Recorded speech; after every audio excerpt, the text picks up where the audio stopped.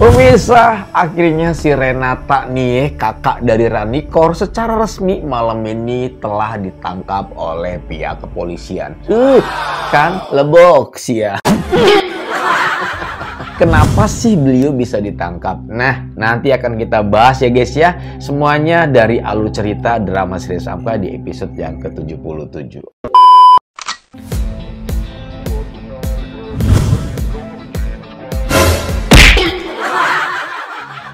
Assalamualaikum warahmatullahi wabarakatuh. Selamat datang lagi teman-teman. Apa kabar kalian semua? Semoga sehat selalu, panjang umur, banyak rezeki, dan selalu dimudahkan segala urusannya.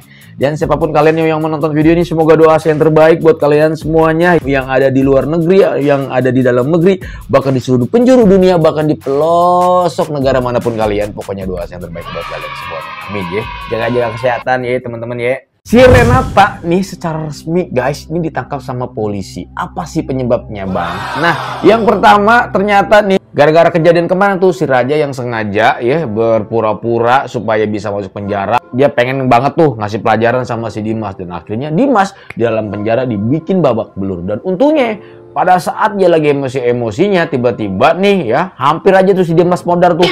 Ada suara ngajinya istrinya tuh ya, yaitu Arsy. Dah, untung tuh ya, si Dimas yang artinya udah ngap-ngapan ngegeletak di lantai penjara, nggak jadi modal ya guys.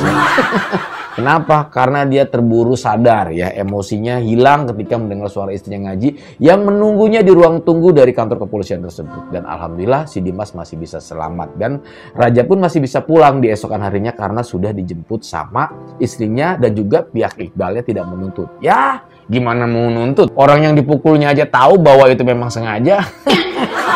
Emang canggih ya menurut gue ya. Nah gara-gara kejadian itu tuh akhirnya nih si Dimas dia ngerenung, ngelamun gitu kan. Wah kalau udah begini caranya repot nih. Urusannya jadi panjang. Ditambah lagi dia udah tahu nih karena kasus meninggalnya Rama itu kan sekarang sudah banyak bukti. Nah supaya dia pengen mendapatkan keringanan, dia pengen membuat pengakuan terbaru. Yaitu dia akan jujur sama polisi. Dia pengen terbuka sama polisi. Wah tapi ada yang aneh.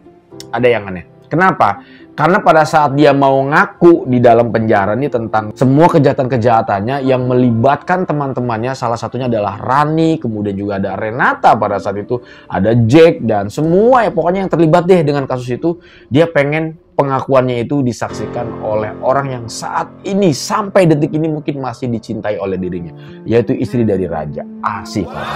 Akhirnya pihak polisi pun menyetujui apa yang diinginkan Dimas. Nah tapi sebelum kita ngebahas tentang pengakuan si Dimas ini pemirsa, kemarin itu kan si Rani dipanggil sama tim investigasi. Ini beda lagi nih guys kasusnya. Dia dipanggil, kemudian dia diinterogasi tentang kasus meninggalnya si Mona sahabatnya tersebut. Nah kebetulan teman-teman, si kemarin itu pada saat investigasi si Rani itu, ternyata Raja dan Arsy juga mendengarkan bahwa kasus pembunuhan si Mona ini ternyata tersangka utamanya adalah si Ranikor.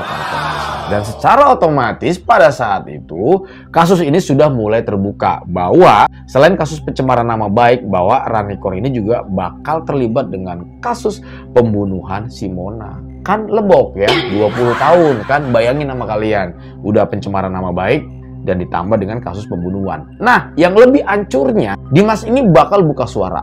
Semuanya bakal diungkapkan. Dengan alasan apa sih sebetulnya dia mau buka suara? Alasan itu sebetulnya satu, dia cuman pengen bahwa dia mendapatkan keringanan hukuman. Nah, tapi itu tadi, sesuai dengan diceritakan di awal itu guys ya, bahwa dia pengen membuka semua tentang kejahatannya, mengakui nih.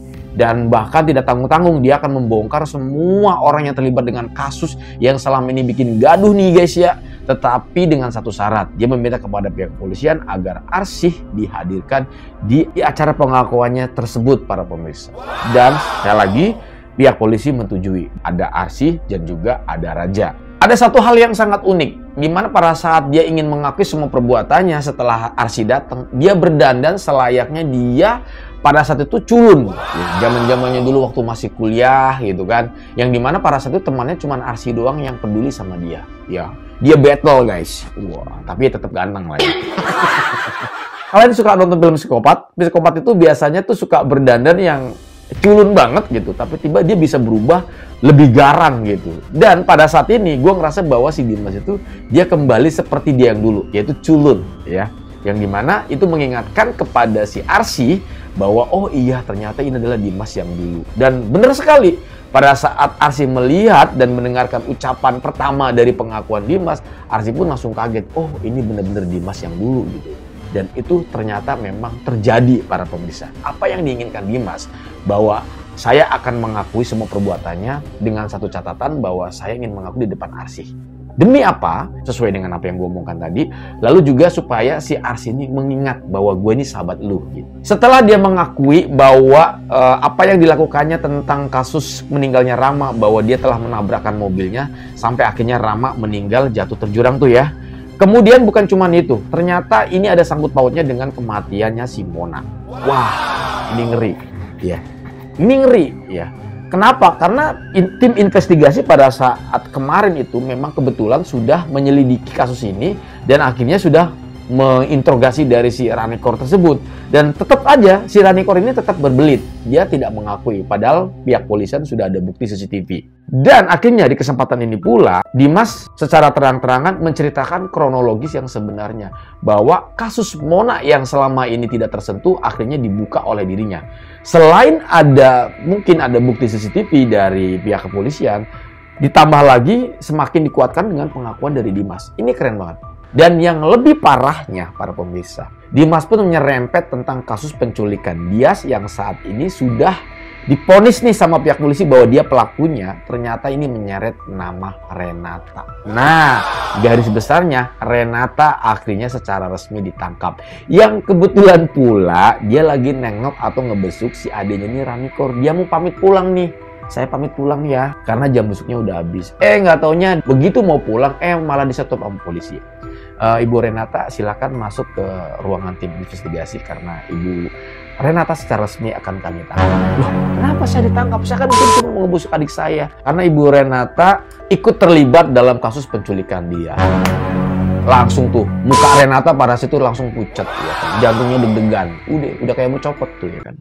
Mungkin kalau bisa dicopot dulu, ditaruh lagi bisa kali ya. Cuman karena pada saat itu jantungnya nggak bisa dicopot, ya udah deg-degan aja gitu. Leboks ya. Dan akhirnya para pemirsa, setelah semua dibongkar oleh Dimas, baik dari kasus kematian meninggalnya Rama, kemudian juga kasus meninggalnya Mona, kemudian juga saat ini mungkin polisi akan lebih terfokus ke kasus penculikan Dias. Ya, kenapa?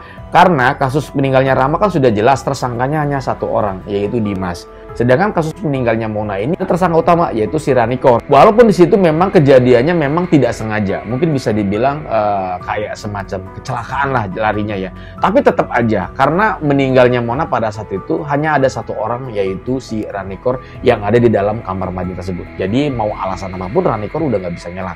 Ditambah lagi kan ada kesaksian dari Dimas nih guys ya. Sekarang ini semuanya dikesampingkan. Kasus Rama dikesampingkan karena sudah jelas terbukti ya, ada pengakuannya juga. Kasus Mona juga sudah mulai. Sekarang merebet ke kasus penculikan Dias. Karena kasus penculikan Dias ini banyak banget pelakunya.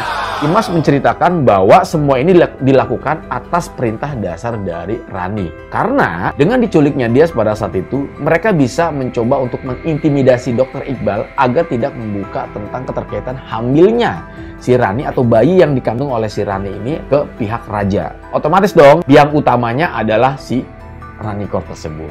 Lalu bukan cuma Ranikor, Dimas juga menceritakan bahwa Renata ikut terlibat atas kasus penculik Dias. Nah, akhirnya tuh ya kan, mulai tuh si Renata terbawa dan terkait mengenai kasus penculikan Dias. Dan inilah penyebabnya mengapa Renata secara resmi ditangkap oleh pihak kepolisian atas keterlibatan dirinya mengenai kasus penculikan Dias. Oke, gitu aja. Terima kasih banyak buat kalian yang udah mampir. Semoga tayangan ini bisa menghibur kalian. Saya Dudi pamit. Assalamualaikum warahmatullahi wabarakatuh dan bye-bye.